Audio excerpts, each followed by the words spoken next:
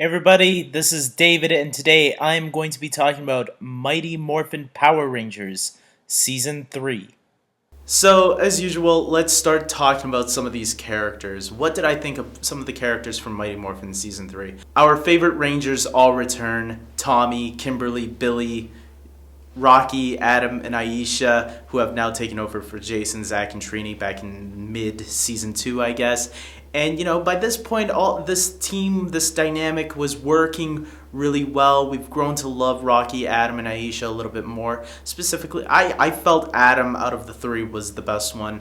Aisha was cool. Rocky was a little bland going back and watching it. But like I said in the last review, I felt that Rocky's time to shine would be in Zeo, which would be the season after this one. But for what it's worth, I think the three Rangers definitely grown more comfortable by this point with the rest of the team, with the veterans such as Tommy, Billy, and Kimberly, who have grown to be great Rangers by this point.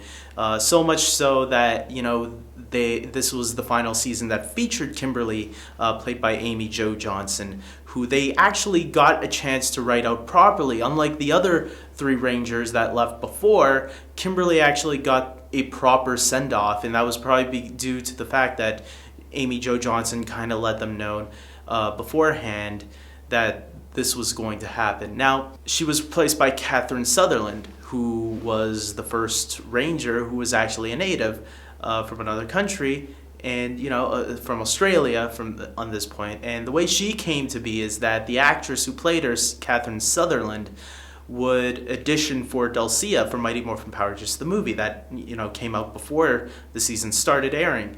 And the producers, from my understanding, liked her so much that they casted her in the role of Catherine. They remembered her and went back to her, and that's how she got the role of Catherine Hillard, the second Pink Ranger. And I'm going to say, I really like Catherine. I think Catherine turns out to be a really cool Pink Ranger. Some people I know like Catherine more than Kimberly. For me personally, if I had to pick between the two, I'm going to pick Kimberly because, Kimberly was the original. She was cool. And I felt that the character really grown into a much stronger character than how she started off on. In Season 1, I can understand if people didn't like that character of Kimberly. But by season 3, I think she'd grown into a more independent character. And for young girls everywhere, I think that was a great role model to look up to. Catherine would be another role model to look up to, I think, for young girls, though. And that's what made her character great. That's the great thing about Power Rangers. They had very strong female characters that any teenage or young girl, child, could look up to. I think that's what was great about the show, and the show knew that. All the villains are back. Lord Zed, Rita are still married. Don't worry, they haven't gotten divorced. Finster, Goldar, and of course a new introduction to the villains was Rito Revolto, who would be revealed to be Rita's brother. As you can tell, the names, Rita Repulsa, Rito Revolto. If that didn't have any connection to it, I don't know what else would have been more clear. But Rito was a great addition to Season 3, I felt. He was very funny. He had this great back and forth with Zed because Lord Zed would get annoyed with Rito, and that's what worked great with the two characters. And he practically annoyed everybody that was there, even Goldar. But what was cool was that him and Goldar had a little At first, Goldar was very annoyed with him, but as the episodes go on, specifically towards the end and then on into Zeo, Rito and Goldar would be like bros before hoes. So they would definitely become the bulk and skull of the villains, which, funny enough, that title used to belong to Squad and Babu, which was now forming into Rito and Goldar. So we also got Master Vile coming later on in the season, but he's there for only a little bit. We don't really get to know Master Vile too well. He's the father of Rita and Rito, and he's just like a special monster of the day, I guess you can say. Nothing too special about him other than being connected to those two villains. We are also introduced to a couple of new characters. One is one of my favorite allies in Power Ranger history, Ninjor, who gives the Rangers their ninja powers in this season. This is the season with the ninja powers, and Ninjor is the one that gives it to him, which was really cool. And it gives him the Ninja Zords as well, which I really like the Ninja Zords. I like the animal motif going on. It kind of brought it back to the dinosaurs from season 1, where the mythical animals were in season 2. Season 3 gets regular animals, like the Yellow Ranger got a bear, the Black Ranger got a frog, the White Ranger got a falcon, etc. We also get probably my favorite season with Bulk and Skull. Why? That's because they're paired up now with Lieutenant Stone, who is actually a really nice addition to season 3. They actually kind of remind me of the Three Stooges, classic Three Stooges. You got Larry, Curly, and Moe, with Lieutenant Stone being the new character, being the Moe type character to knock these two out when they do stupid things.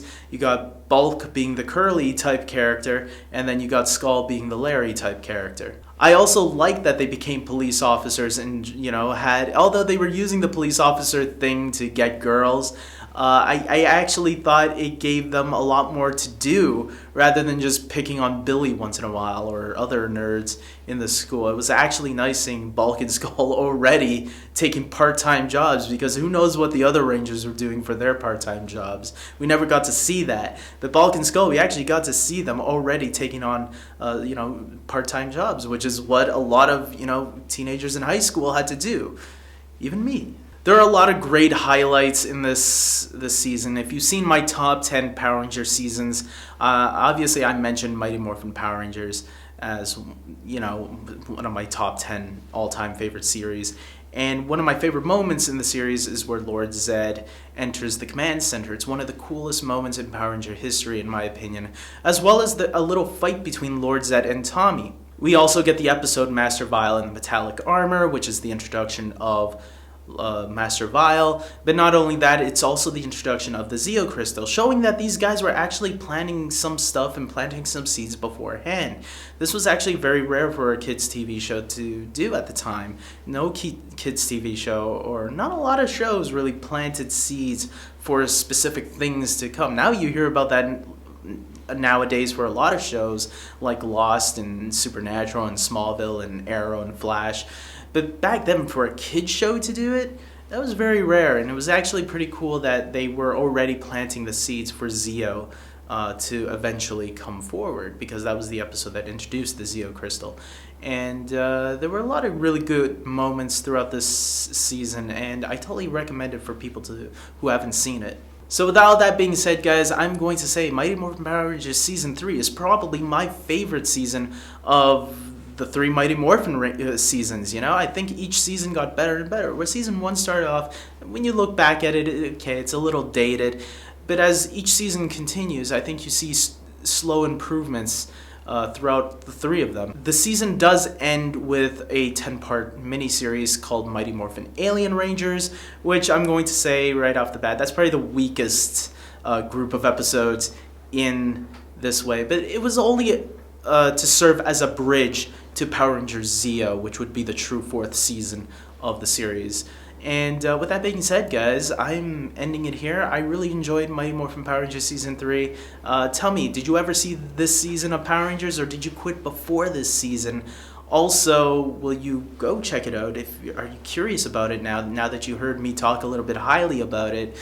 Leave your comments below on this season. I really enjoyed it, and I hope you guys enjoyed this season too. And also, a little trivia before I sign off. The 4-part episode Ninja Quest, which is very early on in the beginning, how the Rangers get their ninja powers, is actually a remake of Mighty Morphin Power Rangers the movie. People don't know this, but Mighty Morphin Power Rangers the movie is actually not connected to the TV series. It's actually, even though they use the same actors and voice actors, it is not connected to the show.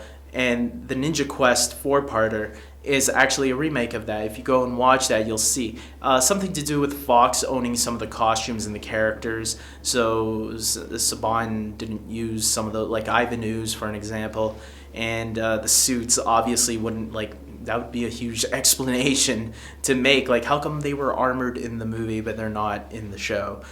So that was their way of getting away from that. The only thing they actually brought on from the movies was the Tango Warriors, those bird-looking giant creatures that the Rangers fought instead of putties. They also brought in the ninja suits, the Ninja Warrior suits that they had in the movie, but they were actually made differently for the TV show. If you look at both versions, they're very different from one another.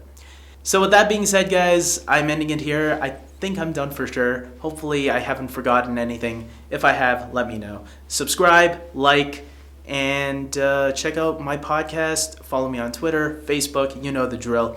And until next time, may the power protect you. I know you were thinking that I was going to say take care, but take care.